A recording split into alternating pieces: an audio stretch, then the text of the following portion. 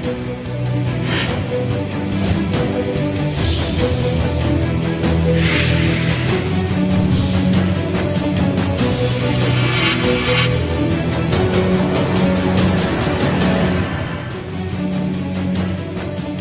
தலைமுறையின் உங்களூர் உங்கள் குரலில் முதலில் தலைப்புச் செய்திகளை பார்க்கலாம்.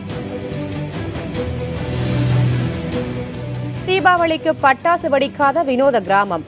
வௌவால்கள் பறவைகளுக்காக கொண்டாட்டத்தை தியாகம் செய்யும் மக்கள்.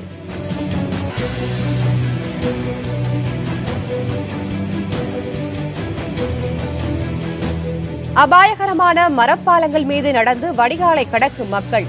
எந்நேரமும் இடிந்து விழும் என்பதால் கான்கிரீட் பாலம் அமைக்க கோரிக்கை.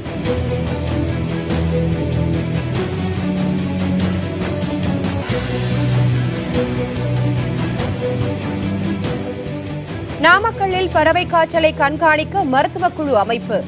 கேரளாவில் இருந்து வரும் வாகனங்களில் தடுப்பு மருந்து தெளிக்க கன்னியாகுமரி மக்கள் வேண்டுகோள்.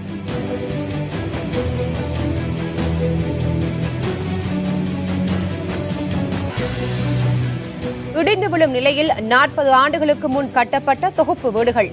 அசம்பாவிதம் நிகழும் முன்னர் சீரமைத்து தரும்படி குடியிருப்போர் கோரிக்கை.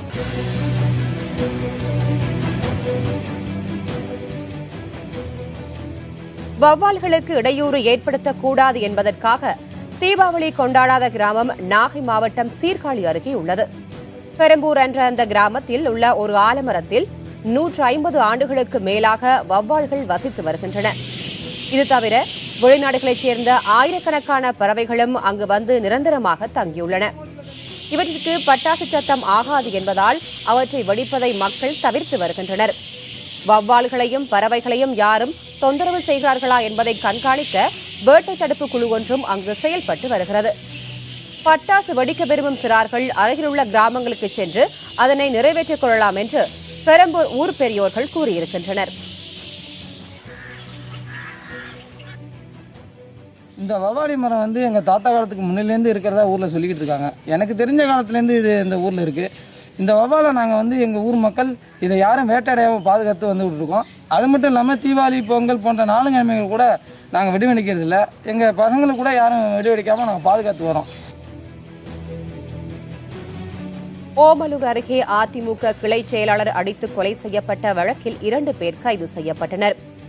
கொங்குப்பட்டியைச் சேர்ந்த அதிமுக நிர்வாகியான முருகன் குடும்ப அட்டை பெற்றுத் தருவதாக கூறி பணம் வாங்கிக் கொடுத்து திரும்பி தரவில்லை என்று கூறி கடந்த 25ஆம் தேதி கொல்லப்பட்டார். அது தொடர்பாக சின்னத்தம்பி மாதேஷ் ஆகிய 2 பேரை காவல்துறையினர் கைது செய்தனர். பின்னர் அவர்கள் இருவரும் நீதிமன்றத்தில் ஆஜர்படுத்தப்பட்டு நீதிபதியின் உத்தரவுப்படி சேலம் மத்திய சிறையில் அடைக்கப்பட்டனர்.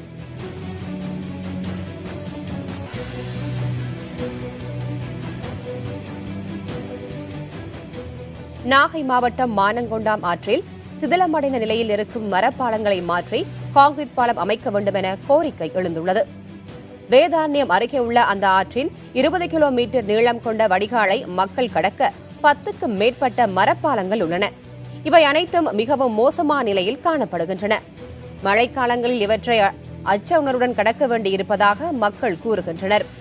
ஆகவே மரப்பாலங்களை அகற்றிவிட்டு கான்கிரீட் பாலங்கள் அமைத்து தர வேண்டும் என்று 5 கிராமங்களைச் சேர்ந்தவர்கள் கோரிக்கை விடுத்திருக்கிறார்கள். இந்த பாலத்தை நம்பி தான் பள்ளிக்கூடத்து பிள்ளைங்க நாங்கள் எல்லாம் அத்தியாவசிய பொருள் வாங்குறதுக்கெல்லாம் இந்த பாலத்தை நம்பி தான் வந்துகிட்டு இருக்கோம். இந்த பாலம் வந்து இப்போ பழுதடைஞ்சிருக்கு.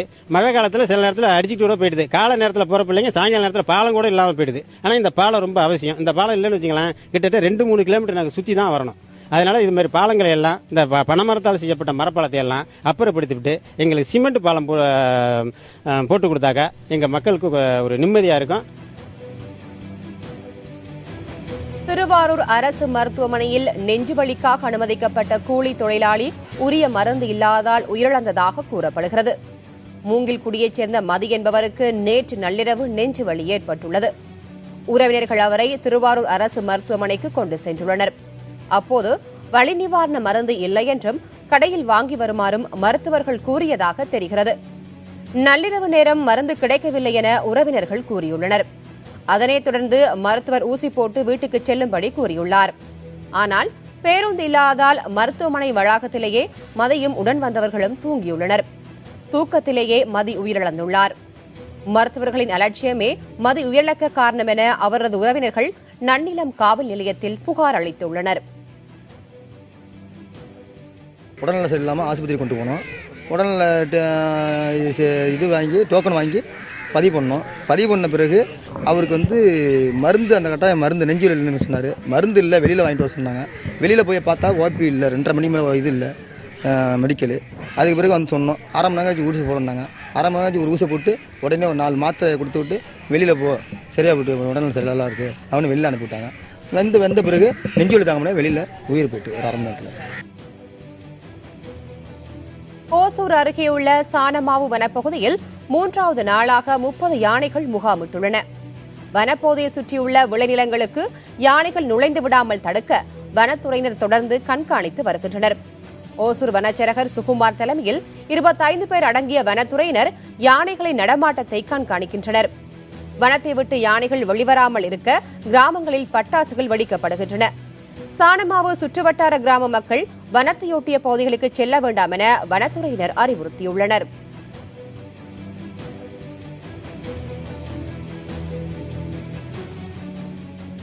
பழனி அருகே நீண்ட காலத்திற்கு முன் கட்டப்பட்ட தொகுப்பு வீடுகள் எந்நேரமும் இடிந்து விழும் நிலையில் இருப்பதாக அங்கு வசிப்போர் அச்சம் தெரிவித்துள்ளனர்.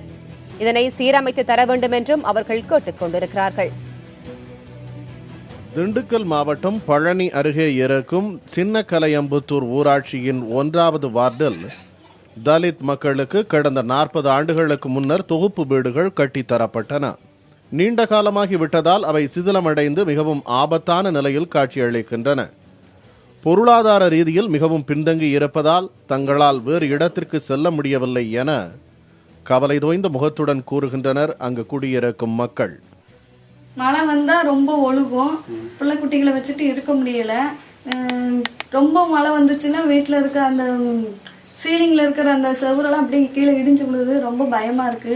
வீடு ஒளியுது, கம்பியெல்லாம் தெரியுதுங்க. நாங்க படுக்க இடமே இல்லை. நாங்க சும்மா அந்த குழந்தைகளை வச்சு பகுபாடு படுறோம். நாங்க வந்தவங்க எல்லாம் கிட்ட சொல்லிட்டோம், பிரசிடண்ட் சேர்மேன் கிட்ட எல்லாத்துக்கிட்ட சொன்னோம். அவங்க ஒருத்தரும் கண்டுக்கலைங்க. மழைக்காலம் வேறு வருவதால் தங்களது கவலை இரட்டிப்பாகிவிட்டதாக கூறுகின்றனர் அவர்கள். இது ஒருபுறம் வதைக்க, மறுபுறம் குடிநீர் பிரச்சனையும் தாண்டவமாடுவதாக ஆதங்கத்துடன் தெரிவிக்கின்றனர் தொகுப்பு வீடுகளில் வசிப்போர். தண்ணியே வரமாட்டேங்குது. இங்கிருந்து தண்ணிக்காக வேண்டி 10 கிலோமீட்டருக்கு அங்கிட்டு போக வேண்டியதாக இருக்குது. தண்ணி வேணுங்க, எங்களுக்கு பணம் கொடுத்து தான் வாங்க முடியுது. இவ்விரு பிரச்சனைகள் குறித்து ஊராட்சி நிர்வாகத்திடம் பலமுறை முறையிட்டும் முறையான பதில் இல்லை என்பது அவர்களது மனக்குறையாகும். இது தொடர்பாக பஞ்சாயத்து வளர்ச்சி அலுவலரை புதிய தலைமுறை தொடர்பு கொண்டது. சின்னக்கலையம்புத்தூரில் உள்ள தொகுப்பு வீடுகளை ஆய்வு செய்து சீரமைக்க நடவடிக்கை எடுக்கப்படும் என அவர் தெரிவித்தார். புதிய தலைமுறைக்காக செய்தியாளர் அஜ்மீர். பனை மரத்தை மட்டுமே நம்பியிருக்கக்கூடிய தங்களது வாழ்க்கை தரம் மேம்படவில்லை என பனை தொழிலாளர்கள் வேதனையுடன் கூறுகின்றனர். வசிக்கும் பகுதிகளில் அடிப்படை வசதிகள் எதுவும் இல்லாததால் மிகுந்த அல்லல்பட்டு வருவதாகவும் அவர்கள் தெரிவிக்கின்றனர்.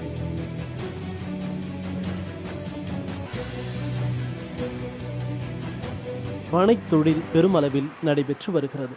நுங்கு, பனம்பழம், கிழங்கு, வெல்லம் மற்றும் பனை ஓலைகளிலிருந்து தயாரிக்கப்படும் பொருட்களுக்கு நல்ல சந்தையும் உள்ளது. ஆனால் மார்ச் முதல் ஜூலை வரைதான் இதற்கான சீசன் ஆகும். அப்போது மட்டும்தான் அதனை நம்பியிருக்கும் தொழிலாளர்களுக்கு ஓரளவு வருவாய் கிடைக்கும். எஞ்சிய காலத்தில் வாழ்வாதாரம் சிக்கலாக உள்ளதால் பனை தொழிலாளர்களின் குழந்தைகளின் கல்வி தடைபடுகிறது. இந்த காட்டுக்குள்ள இருந்து அவங்க பஸ் இங்கே பேருந்து வசதி இல்லாதனால ஆட்டோவில் தான் அனுப்பிக்கிட்டு இருக்காங்க. ஒரு குழந்தையை அனுப்புறதுக்கு சாயல்குடியோ அல்லது கனிராசபுரமோ அனுப்புறதுக்கு ஒரு குழந்தைக்கு 600 ரூபா மாதம். 3 குழந்தையை அனுப்புறோம்னு சொன்னாக்கா 1800 ரூபா கொடுத்து அவங்க அனுப்ப வேண்டியிருக்கு. இந்த சிரமத்துக்காகவே என்ன செய்கிறாங்க, நீ படித்து என்ன செய்ய போறீங்கன்னு சொல்லிட்டு அந்த குழந்தைய அவங்க நிப்பாட்டக்கூடிய நிலைமைக்கு வருது. எப்பயுமே பள்ளிக்கூடத்துக்கு ஒரு 3 கிலோமீட்டர் வர்ற மாதிரி வர வேண்டியிருக்கு. குடிநீர் வசதி கிடையாது, மின்சார வசதி கிடையாது. மின்சார வசதி இல்லாதனால நாங்கள் ஒழுங்காக ஹோம்ஒர்க் செய்ய முடியலை, வீட்டு பாடங்கள்லாம் எழுதிட்டு போக முடியல, படிக்க முடியல. தண்ணீர் வசதிக்கும் ஒரு 5 கிலோமீட்டர் போய் நடந்து சென்று தான் போய் தண்ணி எடுக்க வேண்டியிருக்கு. அதனால கவர்மெண்ட்டை சொல்லி கொஞ்சம் தண்ணீர் வசதி, மின்சார வசதிலாம் அமைச்சு திரும்ப கேட்டுக்கிறோம். பனைமர பொருட்களுக்கு நல்ல விலை கிடைக்கின்ற போதிலும் அது தங்களுக்கு வந்து சேர்வதில்லை என்பது பனை தொழிலாளர்களின் கவலையாகும். வெளிநாட்டில் இருந்து மக்கள் வந்திருந்தாங்க. வந்து அவங்க இப்போ சாப்பிட்டு தூத்துக்குடியில் இருந்து நாங்கள் கருப்பட்டி வாங்கிட்டு நாங்கள் வெளிநாடு கொண்டு போகிறோம், இந்த கருப்பட்டியை வச்சு கருப்பட்டி சாப்பிட்றதுக்கு நாங்கள் வெளிநாடு கொண்டு போகிறோம் அப்படின்னு சொல்லி தூத்துக்குடியிலேருந்து கருப்பட்டி வாங்கிட்டு போகிறாங்க. நாங்கள் இங்கேருந்து 900 ரூபாய்க்கு இங்கேருந்து கருப்பட்டி கொண்டு போயிருந்தோம். அங்கேருந்து 1200 ரூபாய்க்கு கொடுத்தோன்னு என்ன இவ்வளவு தானா, நாங்கள் 2000 வாங்குகிறோம் அப்படின்னு சொல்லி 900 ரூபா எங்கிட்ட எடுக்கும்போது அங்கே 1200 ரூபாய்க்கு நாங்கள் கொடுக்கும்போது அவங்க நாங்கள் 2000 வாங்குறோம்ங்கிற வார்த்தை அவங்க சொன்னாங்க. அப்போ அங்கே அவ்வளவு தூரம் வந்து இருக்கும்போது எங்கள்கிட்ட ஏன் இவ்வளோ தூரம் குறைச்சி எடுக்கணும்? ஏன் இந்த கருப்பட்டியை வந்து அரசு வந்து ஏற்று நடத்தக்கூடாதா? நேரடி கொள்முதல் பண்ணக்கூடாதா? அரசு செய்யலாம். கல்வி என்பது தங்களது வாரிசுகளுக்கு எட்டாக்கனியாகத்தான் இருக்க வேண்டுமா என வினவுகின்றனர் பனை தொழிலாளர்கள்.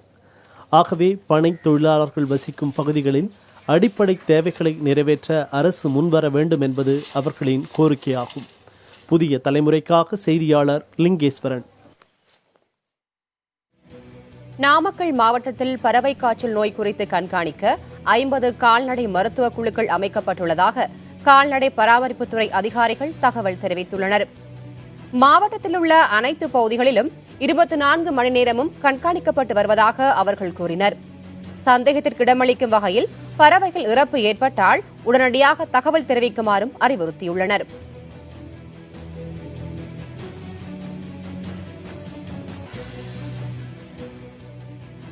கேரளாவில் பறவை காய்ச்சல் பாதிப்பு இருப்பதால் அங்கிருந்து தமிழகத்திற்கு வரும் வாகனங்களில் தடுப்பு மருந்து தெளிக்க வேண்டும் என கன்னியாகுமரி மாவட்ட மக்கள் கோரிக்கை விடுத்துள்ளனர். கேரளாவின் ஆலப்புழா மாவட்டத்தில் குட்டநாடு, ஆலப்புழை உள்ளிட்ட பகுதிகளில் பறவை காய்ச்சல் பாதிப்பு உள்ளது. கேரளாவிற்கு கோழி இறக்கிவிட்டு வரும் வாகனங்கள் மருந்து தெளிக்காமல் தமிழக எல்லையான கன்னியாகுமரிக்குள் நுழைகிறது. அதனால் பறவை காய்ச்சல் கிருமிகள் பரவி பாதிப்பு ஏற்பட வாய்ப்புள்ளதாக மக்கள் அச்சம் தெரிவித்துள்ளனர்.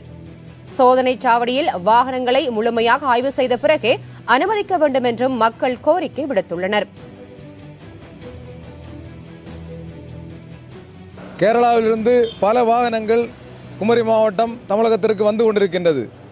இந்த நிமிடம் வரை அந்த வாகனங்களை மருந்து தெளித்து தமிழகத்திற்குள் அனுமதிக்கின்ற நிலையை நம்முடைய சுகாதாரத்துறை இதுவரை தொடங்கவில்லை. இங்கு தமிழ்நாட்டிலிருந்து கோழிகளை ஏற்றி செல்லுகின்ற வாகனங்கள் அங்கு கோழிகளை எல்லாம் இறக்கிவிட்டு வருகிறது. அதனால் அங்குள்ள அந்த வாத்துக்கு பரவி இருக்கின்ற அந்த பறவை காய்ச்சல் அந்த வாகனங்கள் மூலம் குமரி மாவட்டத்தில் பரவுவதற்கு வாய்ப்பு இருக்கிறது. குறிப்பாக தமிழ்நாட்டிலும் அது விரைந்து பரவுவதற்கு வாய்ப்பு இருக்கிறது.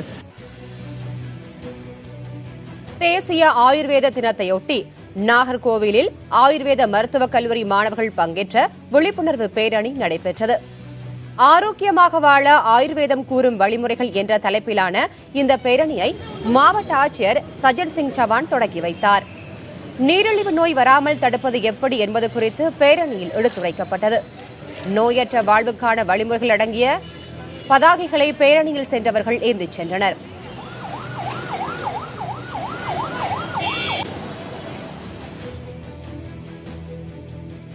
திருவண்ணாமலை மாவட்டம் ஆரணி அருகே நிலத்தகராறு காரணமாக ஒருவர் கோடாரியால் வெட்டி கொலை செய்யப்பட்டார்.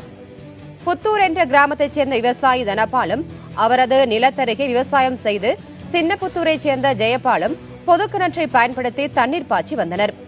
அதேவேளையில் இருவரது குடும்பத்தினருக்கும் இடையே நீண்ட காலமாக முன்விரோதமும் இருந்து வந்துள்ளது. இத்தகைய சூழலில் தனபால் மகன் முருகனுக்கும் ஜெயபால் மகன் சரவணனுக்கும் இடையே தகராறு ஏற்பட்டுள்ளது. அப்போது சரவணன் முருகனை கோடாரியால் வெட்டியதாக கூறப்படுகிறது. இதில் முருகன் சம்பவ இடத்திலேயே உயிரிழந்தார். தடுக்க வந்த முருகனின் தந்தை தனபாலையும் அவரது சகோதரரையும் சரவணன் கோடாரியால் தாக்கிவிட்டு தப்பிவிட்டார். இதில் படுகாயமடைந்தவர்கள் இருவரும் வேலூர் அரசு மருத்துவமனையில் சேர்க்கப்பட்டுள்ளனர். இது தொடர்பாக வழக்கு பதிவு செய்துள்ள ஆரணி போலீசார் தலைமறைவாகிவிட்ட சரவணனையும் அவரது தந்தையையும் தேடி வருகின்றனர். சேலம் மாவட்டம் ஓமலூர் அருகே புதிதாக தொடங்கப்பட்ட காடையாம்பட்டி வட்டாட்சியர் அலுவலகத்தில் ஆதார் அட்டைக்கென நிரந்தர மையம் அமைக்கப்பட்டுள்ளது. ஓமலூர் வட்டத்திலிருந்து காடையாம்பட்டியை தனியாக பிரித்து புதிய தாலுகாவை முதலமைச்சர் ஜெயலலிதா கடந்த ஆண்டு அறிவித்தார். அதன்படி காடையாம்பட்டியில் புதிய வட்டாட்சியர் அலுவலகம் கட்டப்பட்டு திறக்கப்பட்டுள்ளது. இதில் அமைக்கப்பட்டிருக்கும் ஆதார் நிரந்தர மையத்தை மக்கள் பயன்படுத்திக் கொள்ள வேண்டும். அதனை திறந்து வைத்த வட்டாட்சியர் ராஜேஷ்குமார் கேட்டுக் கொண்டார். நிரந்தர ஆதார் அட்டை மையம் அமைக்கப்பட்டுள்ளதை காடையாம்பட்டி தாலுகா மக்கள் வரவேற்றுள்ளனர்.